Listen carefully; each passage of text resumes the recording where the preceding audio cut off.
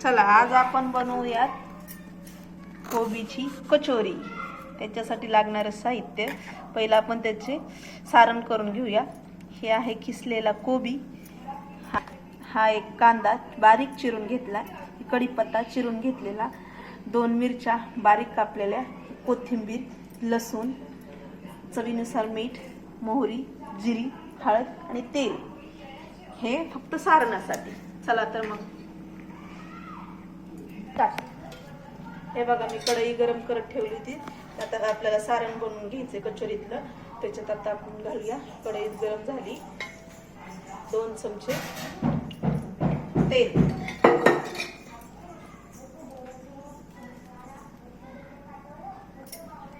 तेल चांगलं गरम झाले म्हणजे आधीच मी कढई गरम ठेवली होती करायला। ही मोहरी, हे बघा ही जिरी, अशी चांगली फुटू द्यायची।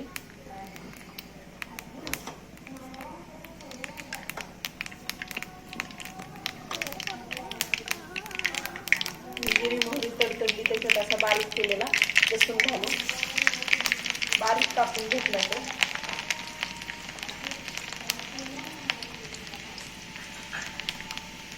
बघा लसूण पण चांगला लाल झालाय। त्याच्यात आता हे बारीक चिरलेला कढीपत्ता घालून चिरून का घेतलाय का तर ते सारणात सारणात असा मोठा राहणार नाही म्हणून। बघा हे पण झाले। त्याच्यात घालूया आता एकच चिरून घेतलाय कांदा, एकदम बारीक चिरलाय तो, का तर तो खाताना तोंडात नाही आला पाहिजे।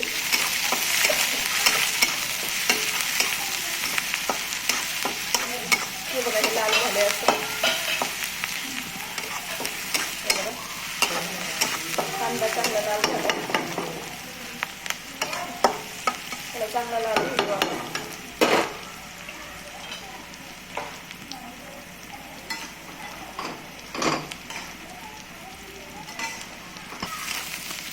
हे बघा कांदा चांगला लाल झालेला आहे। त्याच्यात घालूया आपण हे 2 मिरच्या, जास्त नाही घालणार कारण तिखट नको व्हायला, कारण हे काळ्या मिरच्या आहेत, हिरव्या असतात ना त्याची काळी मिरची, कारण याचं बी खूप तिखट असतं त्याच्यामुळे थोडंसं पोरांना कचोरी खायची म्हटल्यावर थोडीशी जपूनच मिरची वापरायची। हे बघा हे चांगलं लाल झाले असं। त्याच्यात आता आपण घालूया मसाला।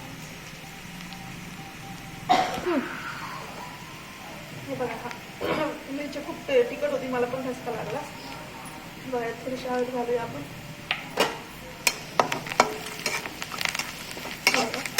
असं मस्त त्याच्यात घालूया थोडीशी कोथिंबीर। आपण आता मसाला घालूया आणि म्हणून मी एकत्र करते।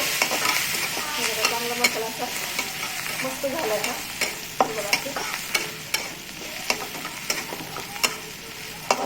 बघा असं एकदम एकजीव झालाय हा।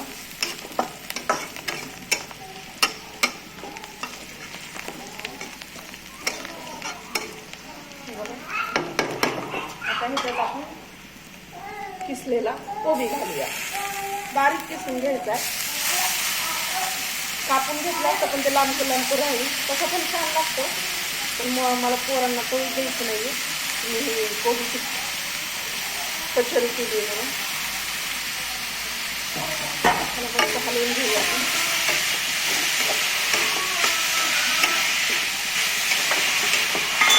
आणि मला सतत हलवत राहिलं पाहिजे, मला बारीक गॅस करून हलवायचं, मिडियम गॅसवर।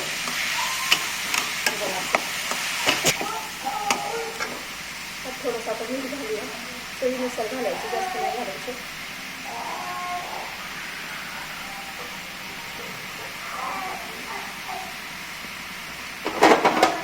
आपण हलवून घेऊया असं।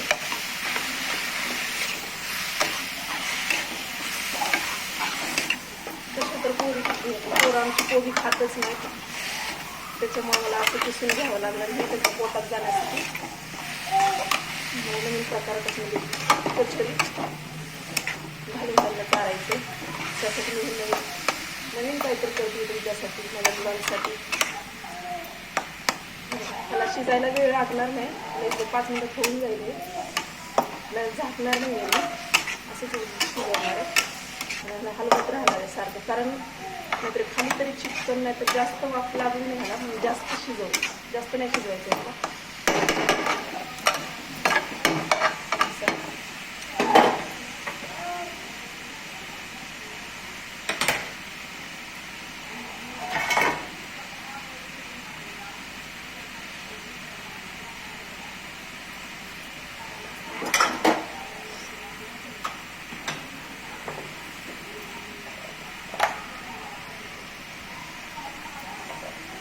चांगली वाफ निघते बघा. टेस्टिंगला चांगलं झालं ना, मग खाण्याची मध्येच वेगळी येते. हे बघा असं त्याला परत हलवते मी. असं त्याला सगळं हलवलं ना तर ह्याचा स्वाद एकदम छान लागेल. नाहीतर मग गॅसवर ठेवला 10 मिनिटांनी बघितलं, कारण त्याची ना त्याचा करपट वास लागतो जरा खाताना, मग तसं नाही करायचं. जसं हलवत राहतेच तसं छान होतं. हा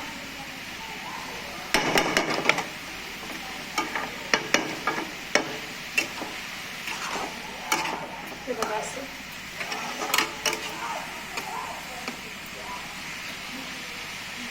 ऑलमोस्ट शिजत आलेला आहे हा कोबी मस्त असा.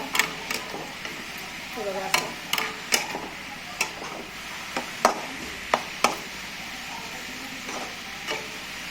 उभा कापून घेतला असता, पण मुलांनी ना परत त्या कचोरीतून बाहेर काढून टाकला असतं, मग वरचेच खाल्लं असतं असं झालं असतं. त्यामुळे मला किसून घेतला बारीक.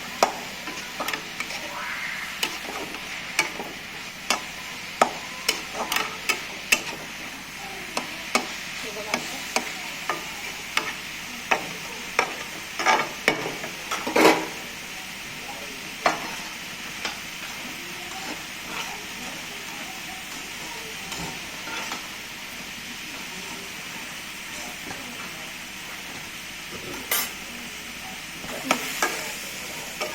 हे बघा हा होत आलाय, म्हणजे झालाय हा कचोरीचं सारण झालं आता पूर्ण. त्याला आपण थंड होण्यासाठी ठेवू. गॅस बंद करून याला थंड होण्यासाठी ठेवून देऊ.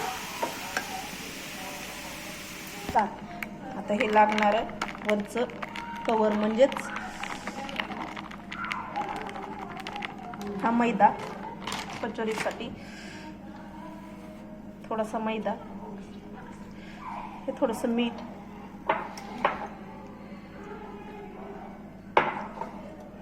हे थोडासा हाताने मॅश करून घालते मी. हा ओवा आणि ह्यात 1 चमचा तेल.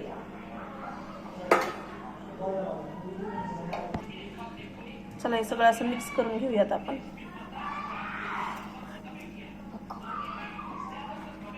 हे बघा असं त्याला मळून घेऊया आपण. चांगलं घट्ट मळायचं याला.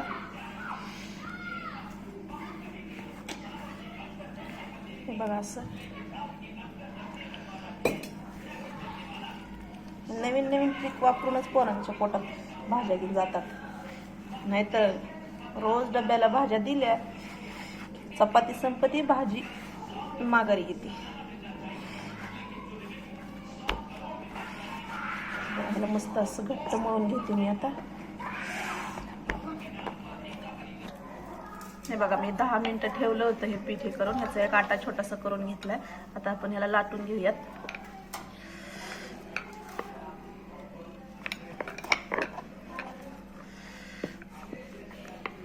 हे बघा असं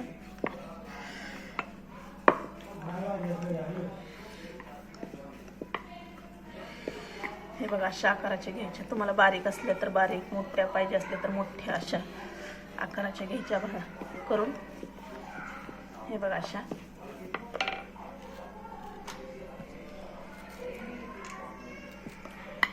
आणखीन छोट्याशा. हे बघा त्याला मस्त असं आपण हे करून घेऊयात. हे बघा कचोरी बनवली तर लगेच मुलांची फरमाईश आमच्या, उद्या समोसे बनव.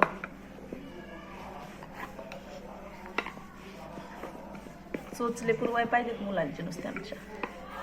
मम्मी हे बनव, मम्मी ते बनव, सारखं चालूच असतं त्यांचं. मी अशाच 4-5 बनवून घेते.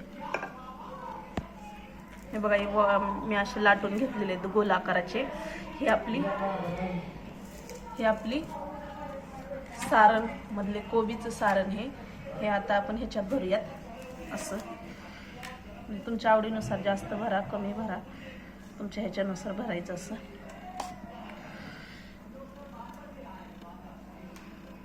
असं याला गोल करत राहायचं. असं हे बघा, असं याला हे करत राहायचं. असं दाबून घ्या. असं शक्यतो जाडच लाट्या लाटायच्या, नाहीतर मग ते परत हे होईन जाईल. तुमच्या हातानुसार असं दाबत राहा. तुम्हाला मोठ्या करायच्यात मोठ्या करा, छोट्या करायच्यात छोट्या करा. असं हे बघा, असं. आणि याला असा आकार पण येतो, असं फुलासारखं डिझाईन दिसायला लागली. हे बघा, अशी छान वाटते असं पण. हे बघा, असं. हे बघा, मी असं सगळं करून घेते. हे लाट्या लाटलेलं आहे, एक साईडला ठेवून दिले मी. हे बघा, असं. तुमच्या आवडीनुसार तुम्हाला जेवढं घालायची तेवढी भाजी घालू शकता, कमी जास्त असं. हे असं हे असं दाबून पण घेऊ शकता तुम्ही. असं एक तसं पण मी पहिली दाखवली स्टेप तशी पण करू शकता, किंवा असं दाबून सुद्धा घेऊ शकता तुम्ही. असं हे बघा, असं असं मस्त. हे बघा, असं. बस तुमच्या आकारानुसार तुम्हाला किती मोठा गोल करायचा आहे किंवा किती छोटा गोल करायचा आहे ह्याच्यावर येते. जर थापलं तरी होऊन जातं ते, कारण ती भाजी सगळ्यात पूर्ण कचोरीला लागली पाहिजे. हे बघा, असं मस्त सगळ्या कचोऱ्या मी करून घेतलेल्या आहे. त्यासाठी तेल गरम करायला ठेवलं. आता चला आपण तळून घेऊया त्याला. हे बघा, तेल चांगलं गरम झाले. मी एक एकच सोडते ह्याच्यात.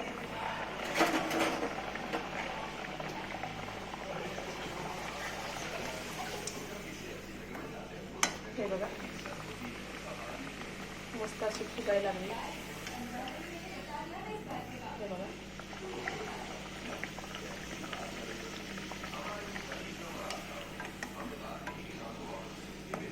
चांगली लाल झाले म्हणजे तेल गरम चांगलं झालं तर ह्याला काढून घेऊयात आपण. आता 2 सोडूया म्हणजे होऊन जाईल.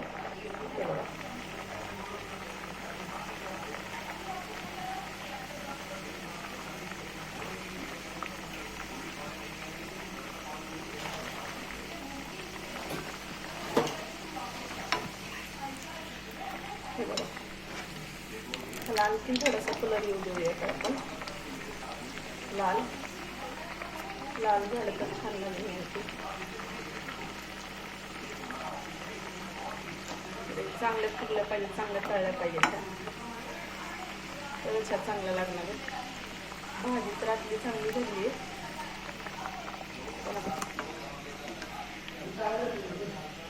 ते बघा, हे समजतं. हे बघा, असे सगळ्या तळून घ्यायच्या. चांगल्या टब फुगल्यात बघा ह्या. बघा, चला मी काढून घेते. हे बघा, आपली रेसिपी पूर्ण झालेली आहे. कोबीची कचोरी. चला मग, कोबीची कचोरी कशी वाटली नक्की करून बघा, खाऊन बघा.